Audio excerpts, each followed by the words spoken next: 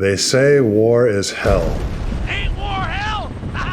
And yet for some reason, war movies seem to be where God is also referenced the most. Yeah, what's the saying?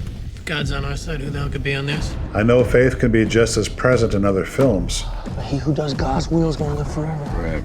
but it seems like war movies uniquely wrestle with the idea of God's presence or his absence more than most. Because there's a conflict in every human heart between the rational and the irrational, between good and evil. And good does not always triumph.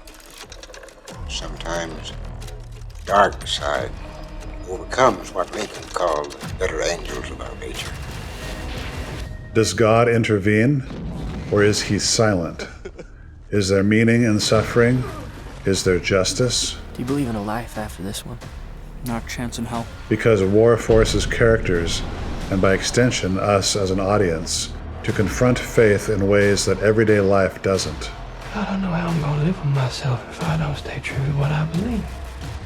Hello, I'm Kevin Harris, and I help people understand themselves by helping them understand the stories that resonate with them. There's no discard in the war!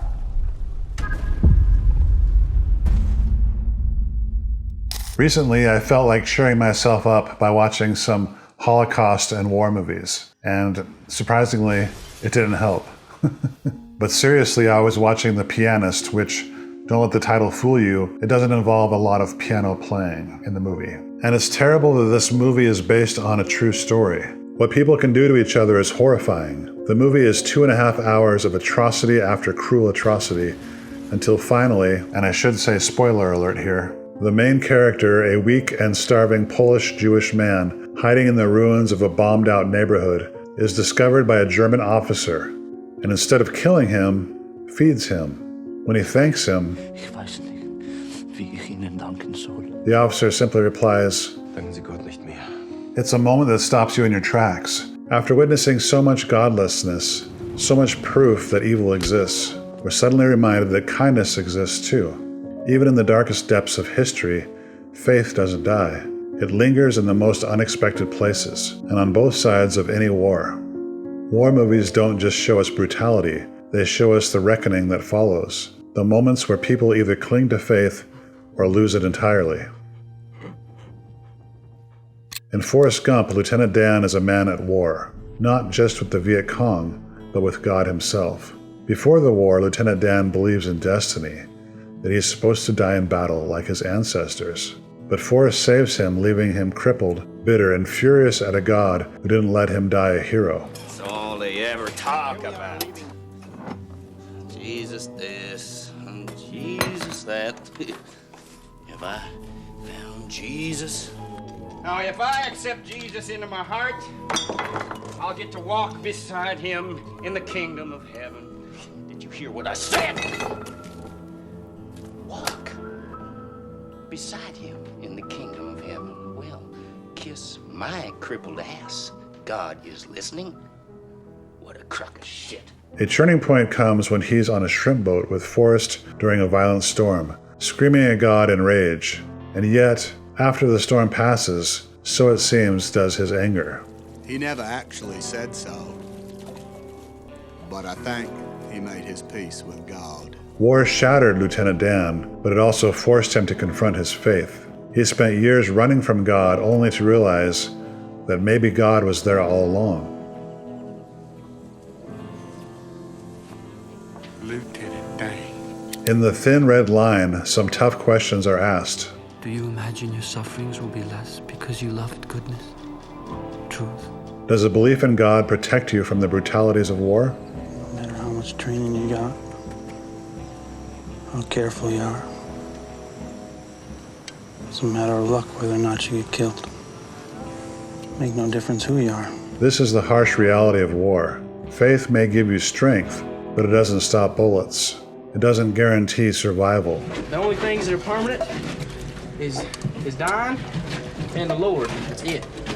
That's all you gotta worry about. This war ain't gonna be the end of me, and it ain't gonna be the end of you neither. Plenty of good, faithful people die in war, while many godless people live. Does that prove anything?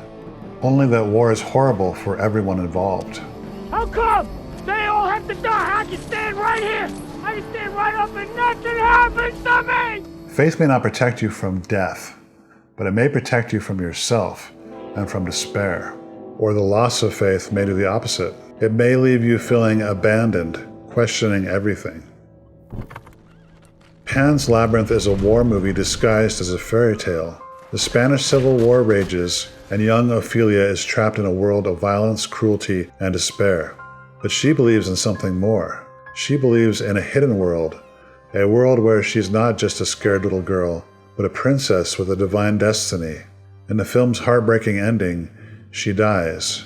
But in her final moments, she enters the kingdom she's always believed in, reunited with her heavenly father and mother.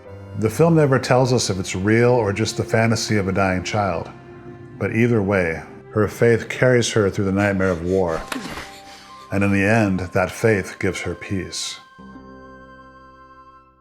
If there's any war movie that directly confronts faith, it's Hacksaw Ridge. In peace, sons bury their fathers.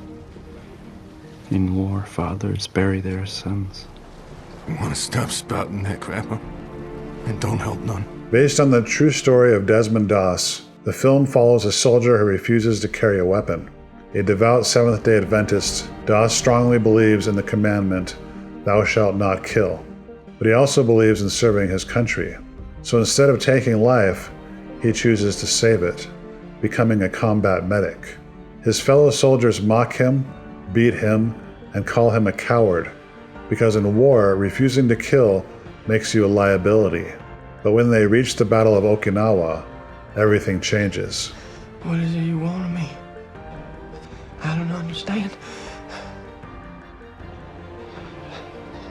I can't hear you.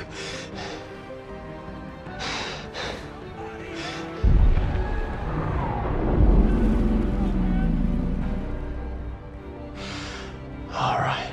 As others retreat, Doss runs into enemy fire, dragging wounded men to safety one by one. He prays over each soldier, whispering, Please, Lord, help me get one more. Help me get one more.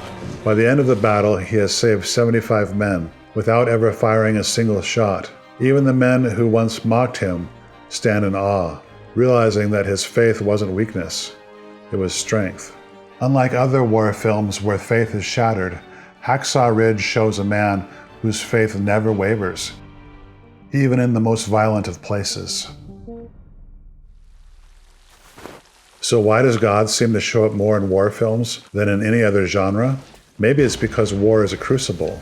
It shatters people, but it also refines belief. That night I took time to thank God for seeing me through that day of days, and prayed I would make it through D+1. Moral absolutes are tested. Is war justified? Is killing ever right? Power is when we have every justification to kill, and we don't. Extreme conditions make people cry out to God. Faith becomes either a necessity or a casualty. Let me not betray you. People seek deeper meaning. War movies force us to reflect on life, death, and eternity. You know, there's a Bible verse I think about sometimes, many times. It goes, Then I heard the voice of the Lord saying, Whom shall I send? And who will go for us? And I said, Here am I. Send me.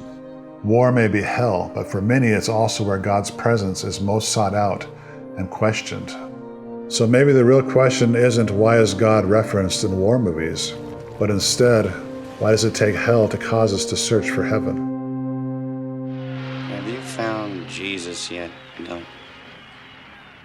I didn't know I was supposed to be looking for him, sir. And that is the moral of this story. Thank you so much for your support on my Patreon page and also on this channel. May God bless you, my friend.